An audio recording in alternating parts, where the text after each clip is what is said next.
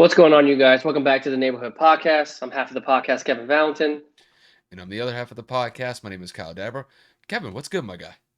I'm chilling, man. Just enjoying me a nice little drinky drink. Today is my Friday. I'm relaxing. I'm off tomorrow. So just chilling with the pup. Happy National Dog Day to every dog owner out there. Show your puppy some love if you already have it. Mm-hmm. But Kyle, how is your Thursday going, bro? That's good. Just got back from work, had a little bit of dinner, got a shower, and just ready to knock out this Cristiano Ronaldo news. You ready? Hell yeah. Well, as Kyle alluded, we are going to be covering the news of Cristiano Ronaldo being on the move this offseason, and he will be joining the team of Manchester City.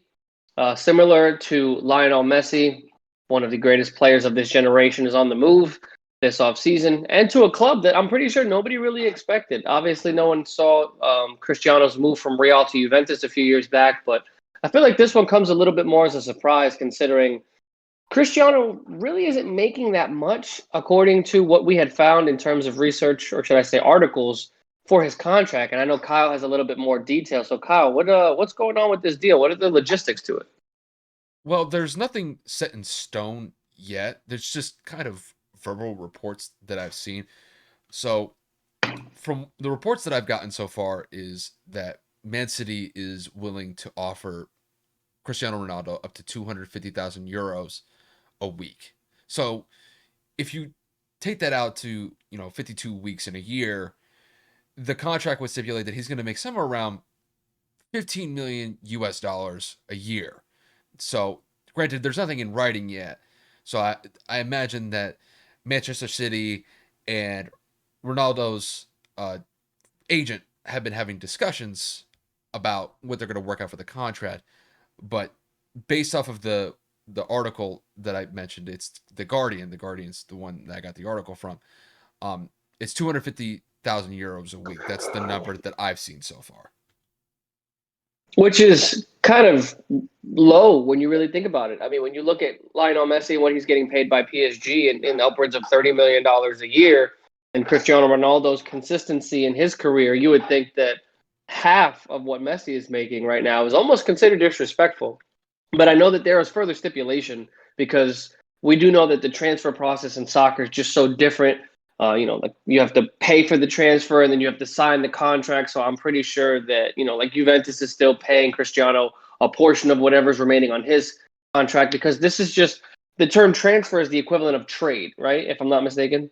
Yeah, so more or less, it's just the language that they use over in European soccer is a transfer. You pay for the transfer fee, and then if you want to, establish a new contract with the player on the move, then so be it. That's what Manchester City is offering to Ronaldo, despite the fact that he still has a year left on his contract with Juventus.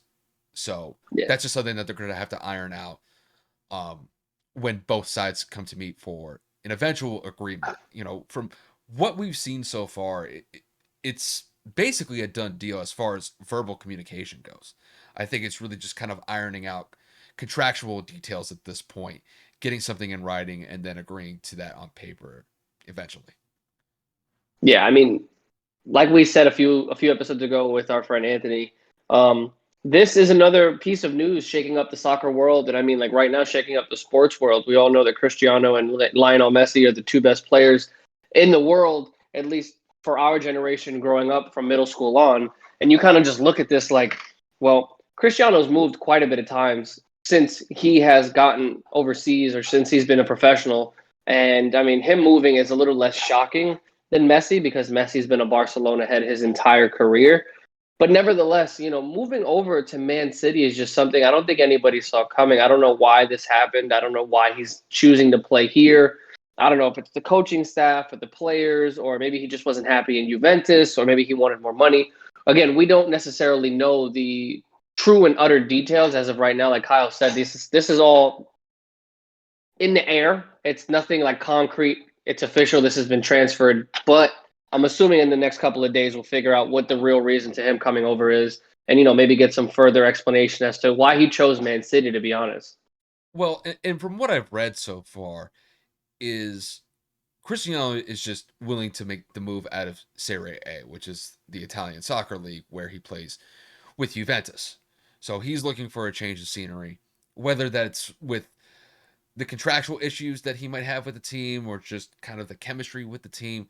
I don't really know at this point. It could be a multitude of reasons, but I will say this. Him potentially moving over to Man City is a significant move.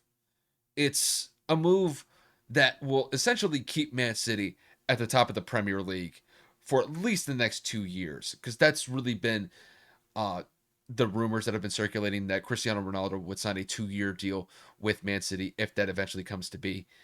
And look, Man City has been one of the best Premier League teams in the last 5 to 6 years. They've won a Premier League in 2017, in the 2018 season, the 2018-2019 season, and then they followed it up last season in the 2020-2021 season.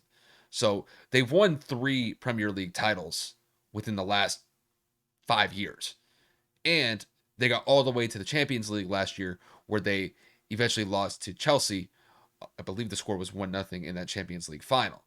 So this is essentially a move that would keep Man City at the top.